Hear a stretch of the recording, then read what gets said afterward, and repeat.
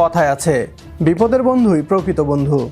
Iran যে বাংলাদেশের প্রকৃত বন্ধু তা ইরান বারবার প্রমাণ করে যাচ্ছে।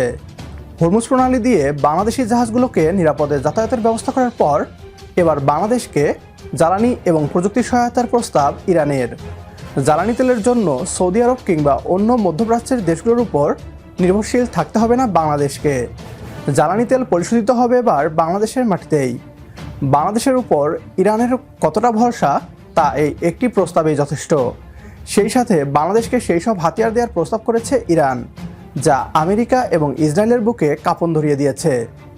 বিস্তারিত জানাবো বিডিটিউব নিউজের আজকের এই ভিডিওতে। ইরান বর্তমান মুসলিম বিশ্বে আগ্রাসী এবং আধিপত্যবাদীদের জন্য এক আতঙ্কের নামে পরিণত হয়েছে। ইরান একাই পৃথিবীর দুই পরাশক্তিকে নাকানি চুবানি খাওয়াতে শুরু করে দিয়েছে। হরমুজ প্রণালী বন্ধ করার মধ্য দিয়ে ইরান পুরো বিশ্বকেই একরকম অচল করতে সক্ষম হয়েছে। তবে ইরান বাংলাদেশের মতো কিছু বন্ধু দেশকে হরমুজ প্রণালী দিয়ে জাহাজ চলাচলের অনুমতি প্রদান করেছে, যা ইরানের বাংলাদেশের প্রতি বিশ্বাস এবং আস্থার প্রতীকে পরিণত হয়েছে। এবার বাংলাদেশকে জ্বালানি এবং প্রযুক্তি খাতে সহায়তার প্রস্তাব ইরানের। বাংলাদেশকে জ্বালানি খাতে স্বয়ংসম্পূর্ণ করতে তেল গ্যাস অনুসন্ধান সহ তেল পরিশোধনাগার তৈরি করে দেওয়ার প্রস্তাব করেছে। বাংলাদেশের কাছে ইরানের এই প্রস্তাব মেঘ না চাইতেই বৃষ্টির মতো। ইরান বাংলাদেশকে সামরিক সহায়তাও করতে চায়। পশ্চিমা আধিপত্য ও যুদ্ধের এই চরম সংকটকালে বাংলাদেশ ও ইরানের ঐতিহাসিক বন্ধুত্ব নতুন বাঁকে এসে দাঁড়িয়েছে। গত 5 এপ্রিল রোববার এক বিশেষ সাক্ষাৎকারে ঢাকায় নিযুক্ত ইরানের রাষ্ট্রদূত জলিল রহিমি জাহানাবাদী স্পষ্ট করে বলেছেন, তারা বাংলাদেশের বর্তমান রাজনৈতিক পরিবর্তন এবং বিএনপির আগামী নেতৃত্বকে অত্যন্ত ইতিবাচকভাবে দেখছেন। জ্বালানি নিরাপত্তা, গভীর সমুদ্রে খনিজ অনুসন্ধান এবং আধুনিক প্রযুক্তির সহায়তায় বাংলাদেশের পাশে দাঁড়াতে শতভাগ প্রস্তুত ইরান।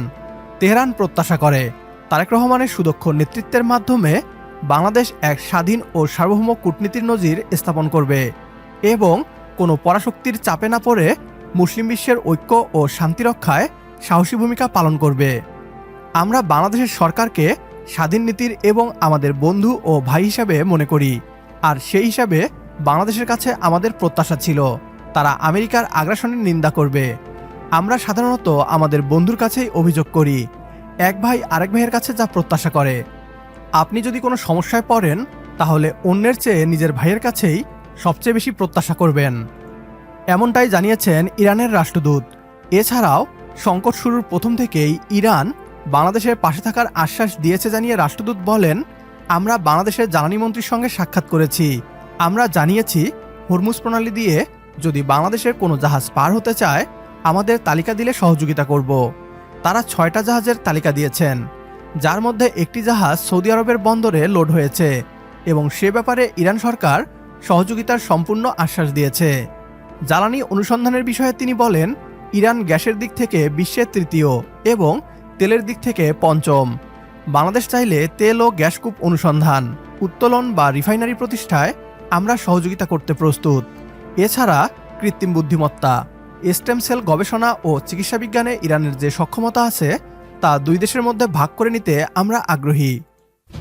এখানে ইরানের রাষ্ট্রদূত পরিষ্কারভাবে বাংলাদেশকে গবেষণা এবং প্রযুক্তি সহায়তার কথা বলেছেন। আমরা দেখতে পাচ্ছি কিভাবে ইরানের মিসাইল আমেরিকা ও ইসরায়েলের ডিফেন্স সিস্টেম ভেদ করে আঘাত করছে। বাংলাদেশও ইরানের সাথে মিলে বাংলাদেশের মিসাইল সক্ষমতাকে অনন্য উচ্চতায় নিয়ে যেতে পারে। তেল পরিশোধনাগার তৈরির মাধ্যমে বাংলাদেশ ইরানের সস্তা ক্রুড অয়েল আমদানি করে পরিশোধনের পর জ্বালানির চাহিদা মেটাতে পারে। আমাদের মতো যদি আপনিও চান ইরানের সাথে এই প্রস্তাবে বাংলাদেশ সাড়া দিক, তাহলে কমেন্ট বক্সে ইয়েস লিখে জানিয়ে দিন আমাদের। সেই সাথে ভিডিও শেয়ার করে দেখার সুযোগ করে দিন আপনার বন্ধুদের। পরবর্তী ভিডিও দেখার আমন্ত্রণ জানিয়ে বিদায় নিচ্ছি আজ। আল্লাহ হাফেজ।